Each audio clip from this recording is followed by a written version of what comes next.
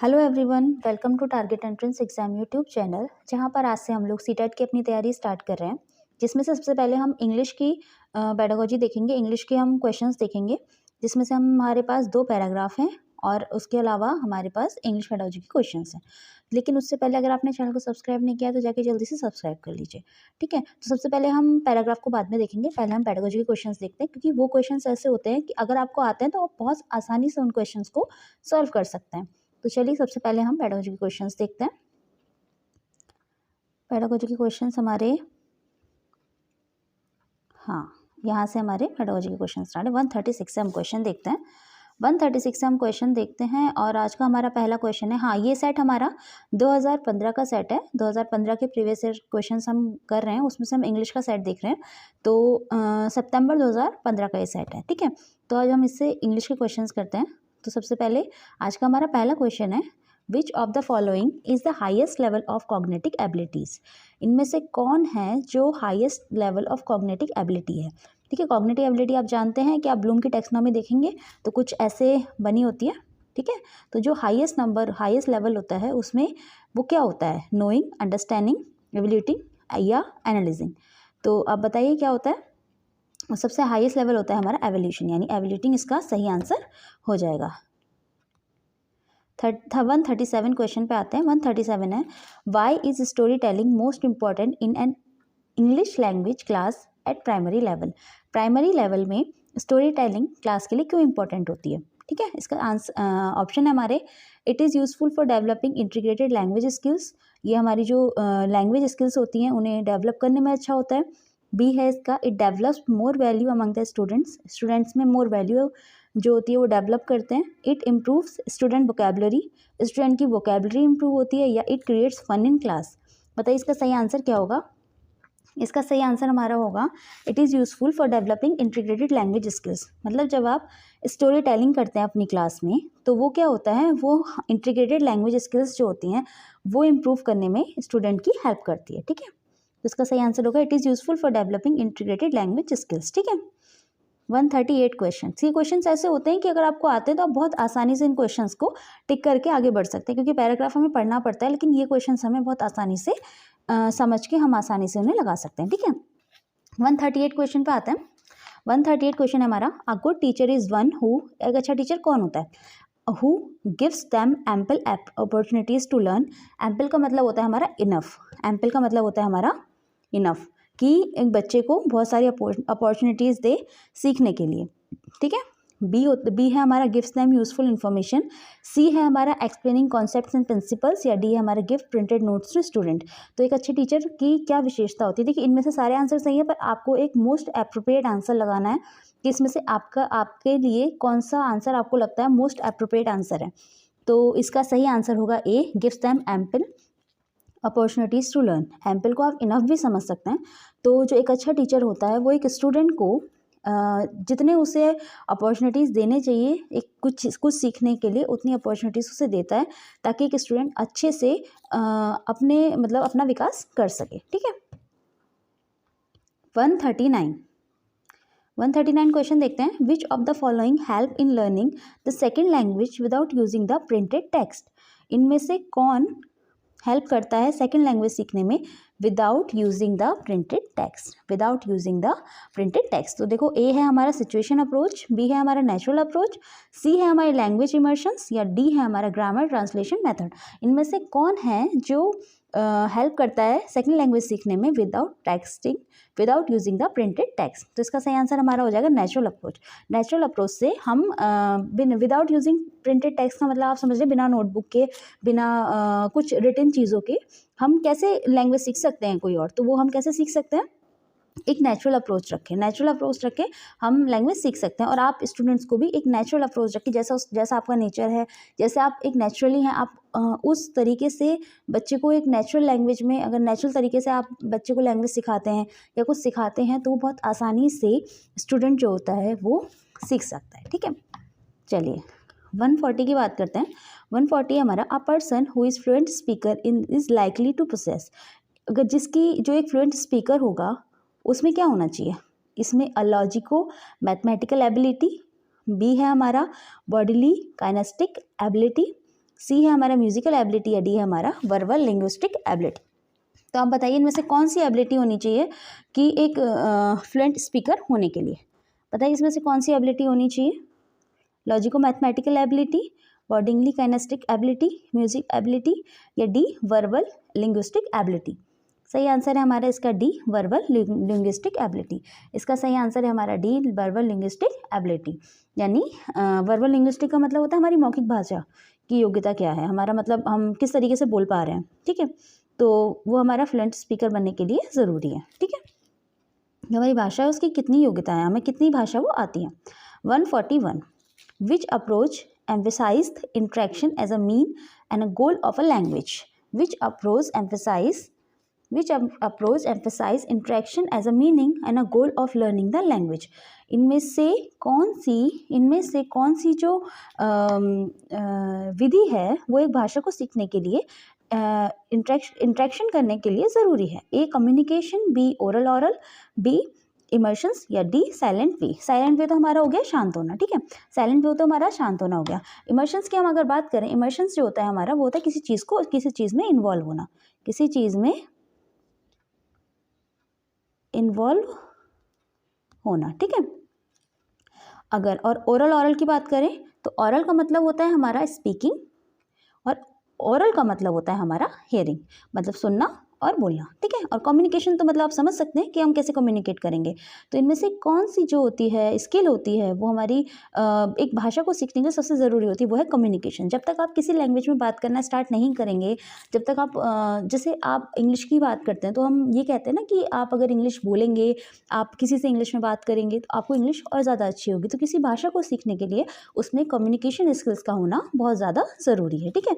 आपको बोलना आना चाहिए, आप थोड़ा करके बोलना सीखेंगे ना, तो ये सीखने के लिए कम्युनिकेशन इंपॉर्टेंट है, ठीक है। 142 क्वेश्चन पे बात आते हैं।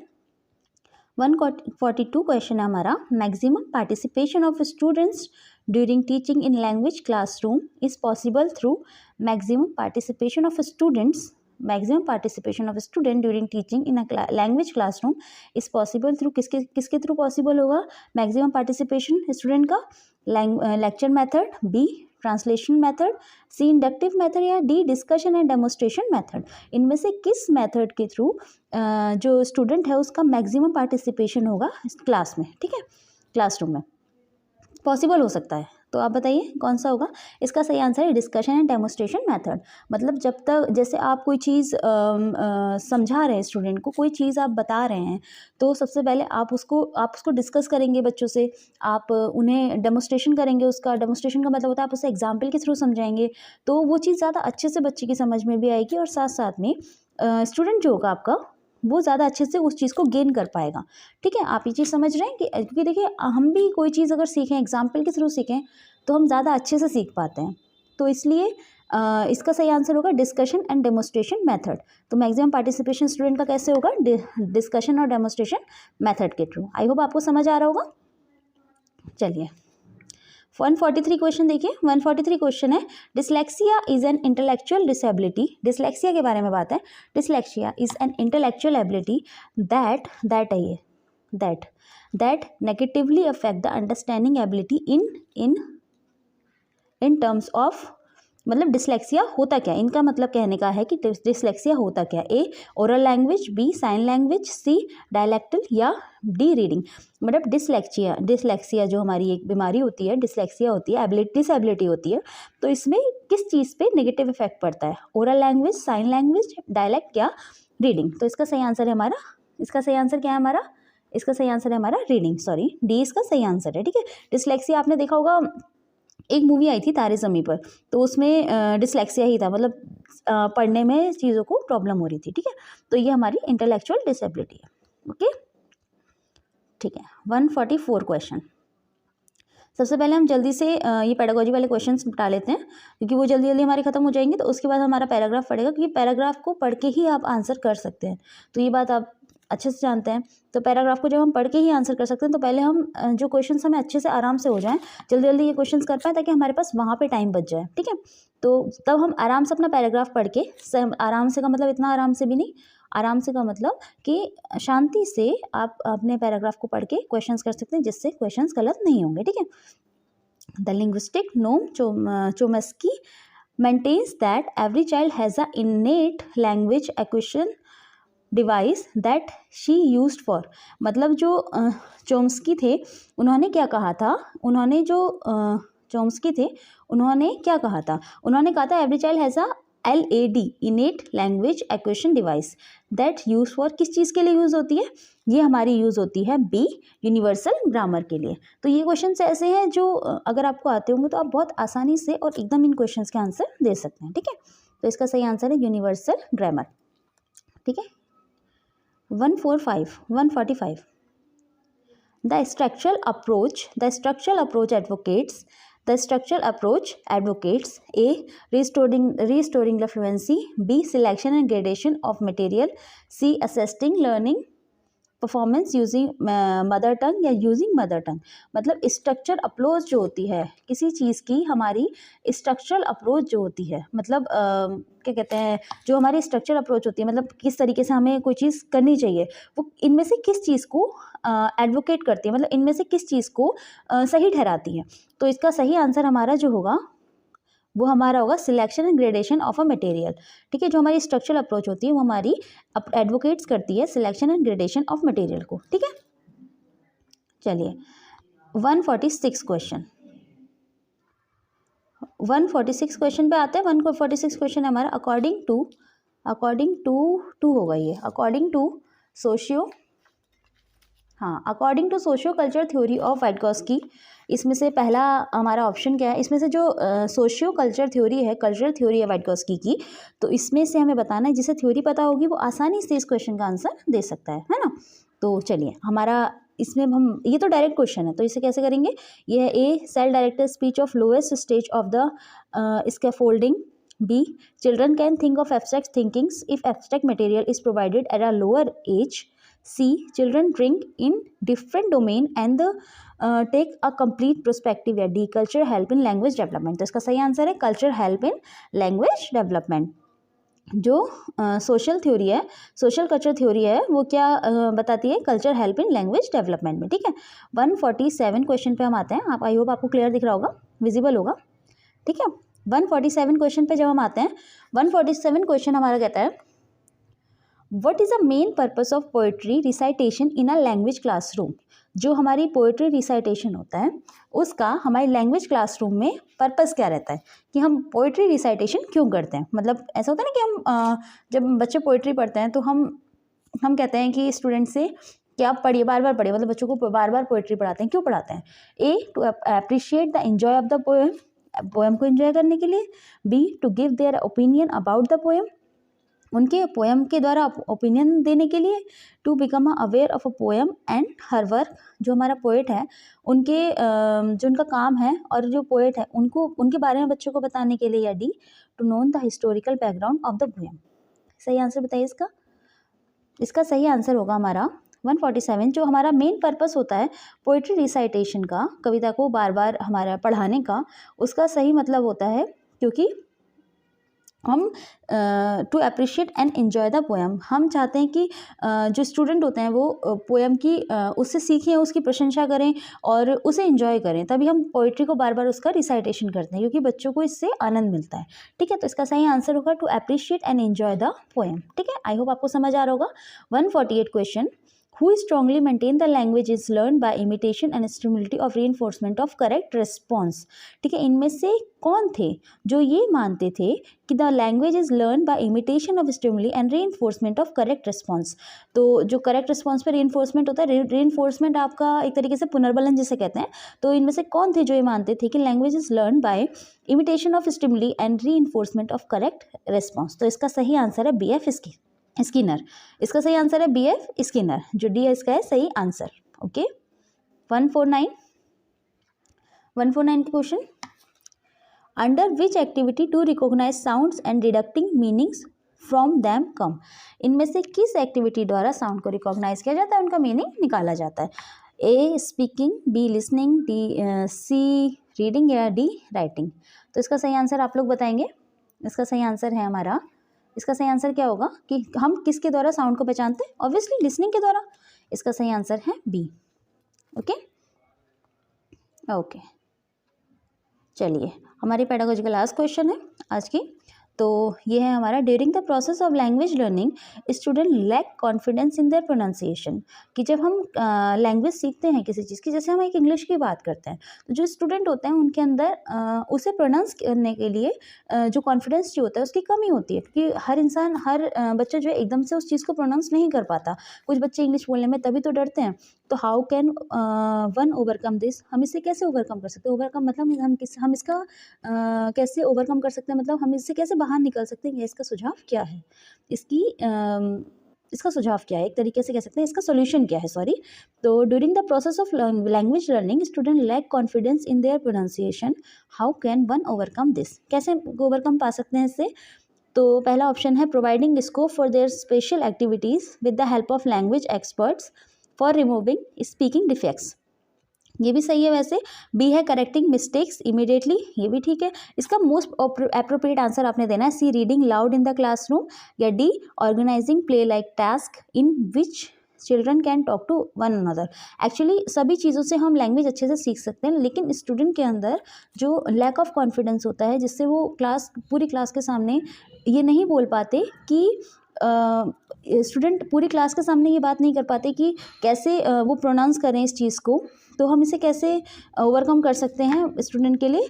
फिर हम कैसे कर सकते हैं reading allowed in the classroom, ठीक है। मतलब हम जैसे बार बार अगर क्लासरूम में जैसे आप कहते हैं ना कि पढ़ते हैं, रीड करते हैं किसी चीज़ को, तो हमारा प्रोनाउंसिएशन भी अच्छा होता है, हमारी लैंग्वेज स्किल्स भी अच्छी होती हैं, और साथ साथ में हमें अपने कॉन्फिडेंस को बूस्ट करने में हेल्प मिलती है, ठीक है। तो हमारे पेडागोजी के क्वेश्चंस थे, ये हो गए। अब हमारे पेडागोजी के क्वेश्चन सारे हो गए। हाँ, अब हमारे पास पैराग्राफ बचे हैं, तो जल्दी से हम अपने पैराग्राफ से कंप्लीट कर लेते हैं, ठीक है। तो चलिए, आज का हमारा पहला पैराग्राफ है। ये हमारा कौन सा पेपर चल रहा है? ये हमारा चल रहा है 2015 सितंबर का, ठीक है। सितंबर 2015 का पेपर चल रहा है, जिसमें से हमने पेडागोजी के क्वेश्चंस कर लिए हैं, इंग्लिश पेडागोजी के, और उसके अलावा जो हमारे लैंग्वेज ये वाले पैराग्राफ वाले क्वेश्चंस हैं, ये हम जल्दी जल्दी कर लेते हैं, ठीक है। हम पढ़ लेते हैं पैराग्राफ को। One Sunday morning I was travelling on a subway in Mumbai. एक संडे को जब मैं ट्रैवल कर रहा था मुंबई में, तो people was sitting quietly, some reading newspaper, some lost in thoughts. मतलब जो पीपल थे वहाँ पे वो शांत बैठे थे, जो थे कुछ लोग अपना न्यूज़पेपर पढ़ रहे थे, कुछ अपने ख्यालों में खोए हुए थे। It was calm peaceful scene, मतलब बहुत शांत सीन था वो। Then suddenly a man his children enter the subway car.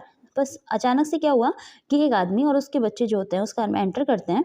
The children was so loud and rambunctious the instantly the whole climate change.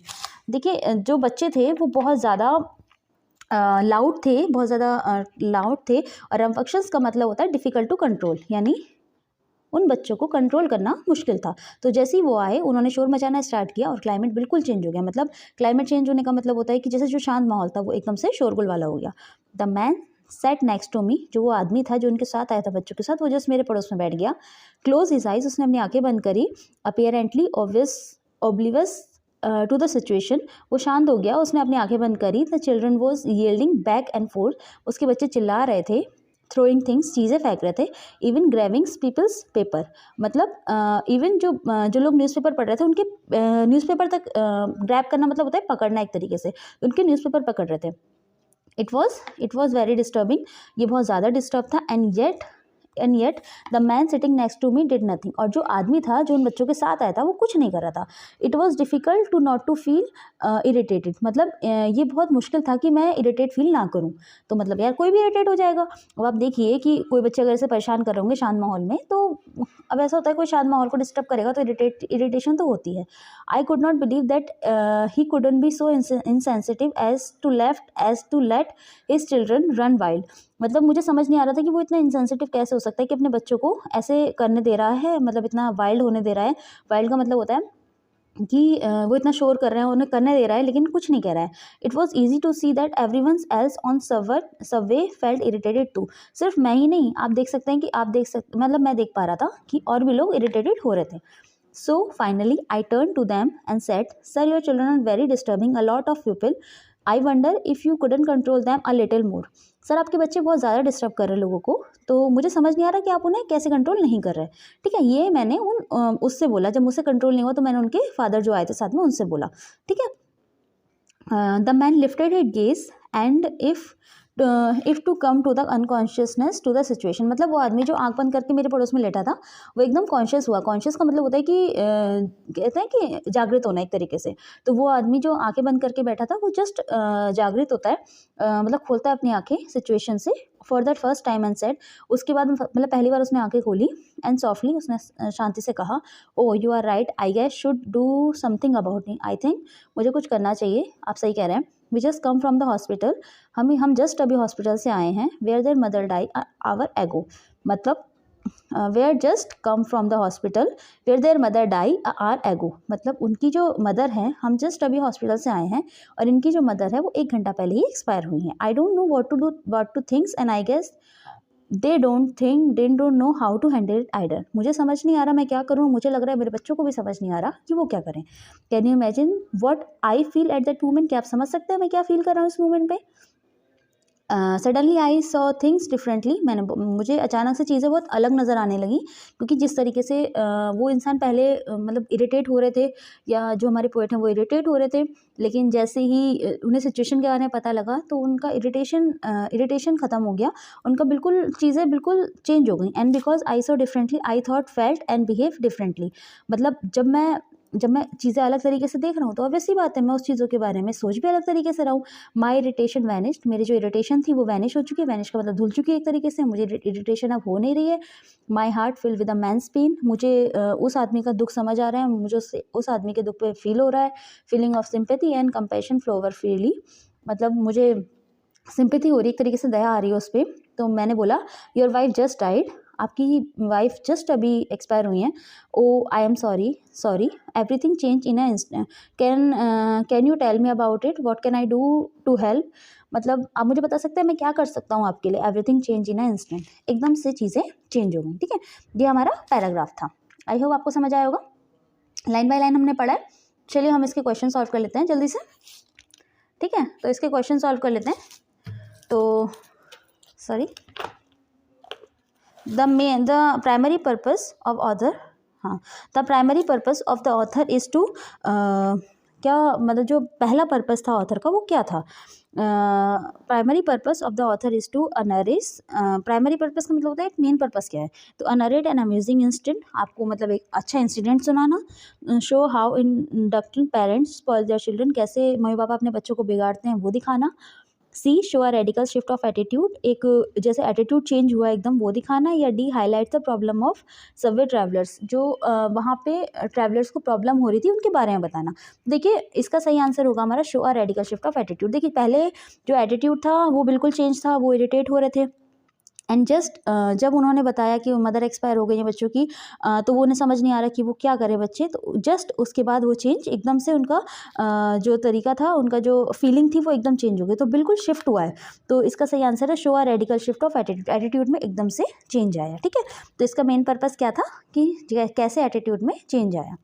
ठीक है, चलिए 122 क्वेश्चन है, द वर्ड ऑब्लिवियस मीन्स, जो एक वर्ड है ऑब्लिवियस, इसका मतलब क्या होता है। ऑब्लिवियस का मतलब होता है अनअवेयर होना, मतलब किसी चीज़ के बारे में अनभिज्ञ होना, एक तरीके से कह सकते हैं। अनभिज्ञ मतलब हम जानते ना हो उस चीज़ के बारे में, तो इसका सही आंसर होगा ए, अनअवेयर। ठीक है,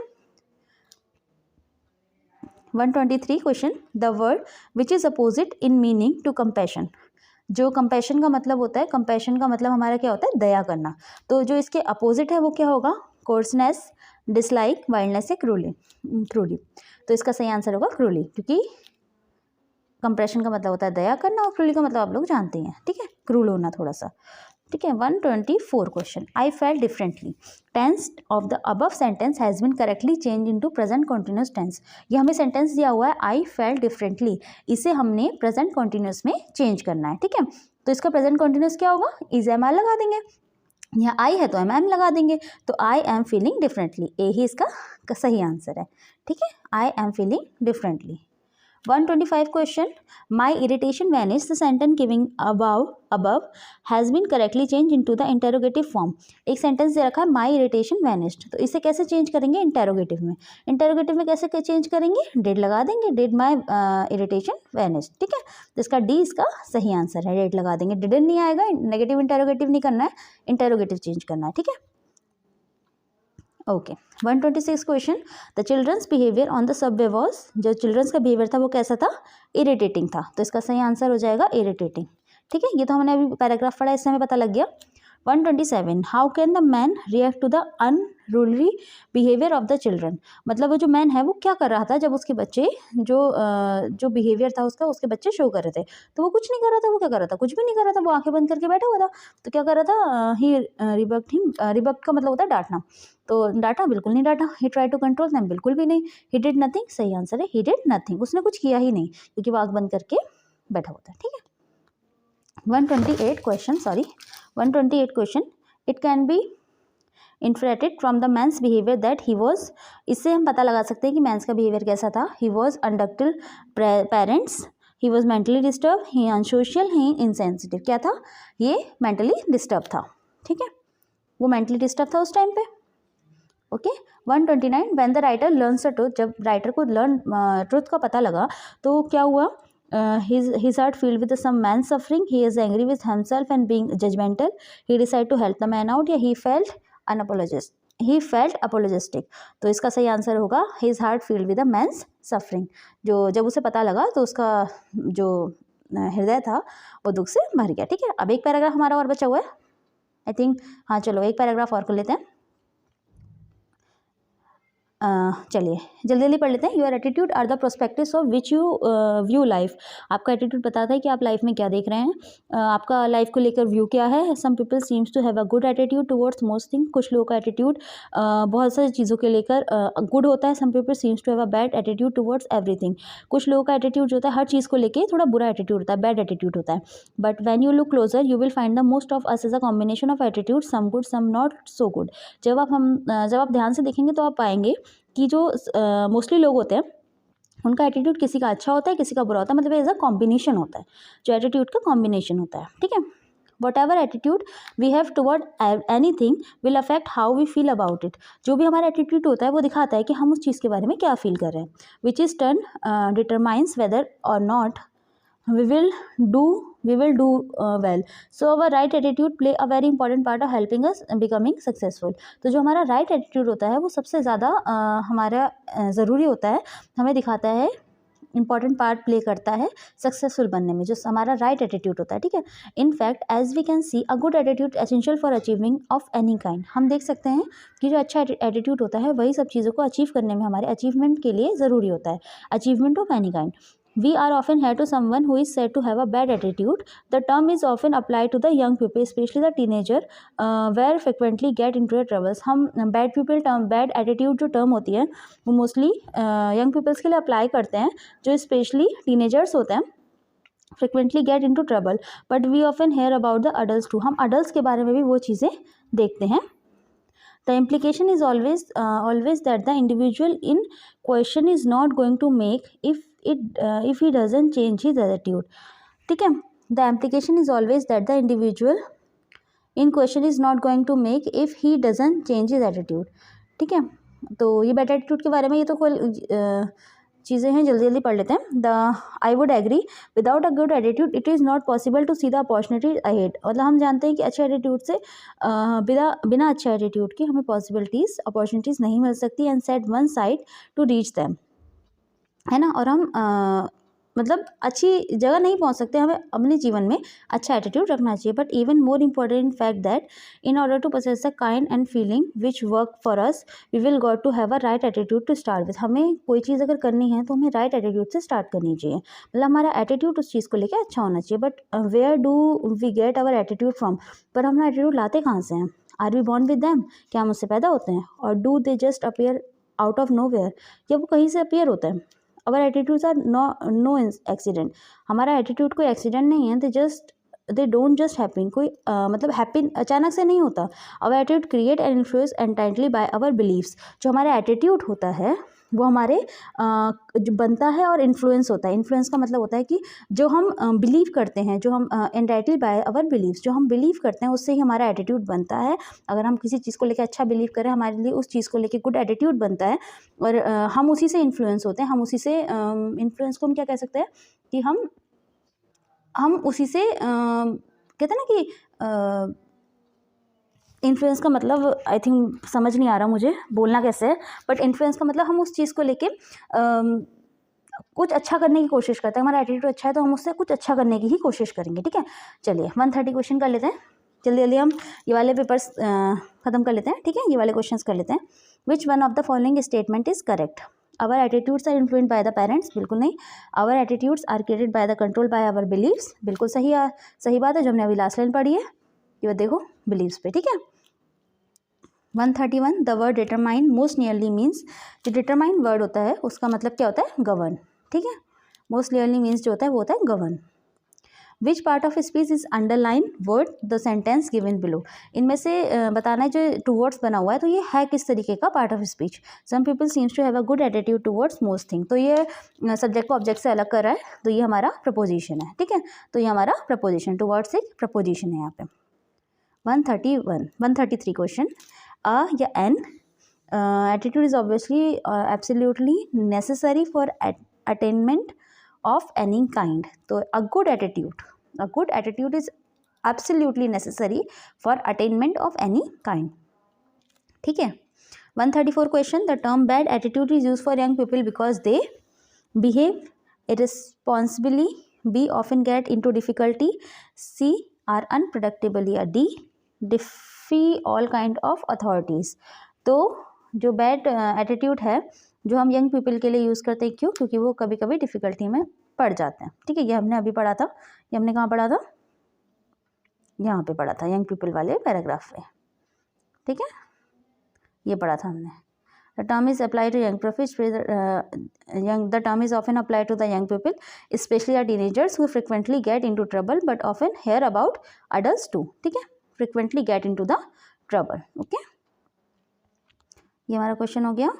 bad attitude use for the young people often get into the trouble difficulties. ठीक है, ओके। 135 क्वेश्चन है और ये हमारा आज का लास्ट क्वेश्चन है, इसके बाद हमारा पैराग्राफ ख़त्म हो जाएगा। Right attitude are absolutely essential to, right attitude क्यों एसेंशियल है? To win the goodwills of our peers and superiors, B have harmonious relationship with others, C promote our mental wellness, या D सक्सेस इन लाइफ। तो हमारा right attitude जो होता है वो success life के लिए, सक्सेसफुल लाइफ के लिए बहुत ज़रूरी है। Right attitudes are absolutely essential to success in life. अगर आपका एटीट्यूड अच्छा होगा तभी आप लाइफ में सक्सेसफुल हो सकते हो। आई होप आपको आज का ये सेशन पसंद आया होगा। आज हमने 2015 सितंबर, ठीक है, इसका जो इंग्लिश का पार्ट था वो पूरा ख़त्म कर लिया है। उसके अलावा आज से हम लोग और भी सब्जेक्ट के प्रैक्टिस सेट स्टार्ट कर देंगे। अगर नहीं हो पाते हैं तो एटलीस्ट कल से हमारे मोस्ट प्रोबेबली कल से तो हो ही जाएंगे। कल से हमारे सारे मतलब mostly practice sets topic wise, ठीक है, प्रीवियस से टॉपिक वाइज स्टार्ट हो जाएंगे, जिसमें से आज हमने 2015 का सितंबर का इंग्लिश का पेपर करा है, इंग्लिश का पार्ट किया है। कल हम फिर से एक पेपर लेकर आएंगे, उसका हम इंग्लिश का पार्ट ख़त्म करेंगे। तो इसी तरीके से आप अपनी सीटेट की तैयारी करते रहिए और अपनी तैयारी को और बेहतर बनाते रहिए। अगर चैनल को सब्सक्राइब नहीं किया तो जाके जल्दी से सब्सक्राइब कर लीजिए। Thank you.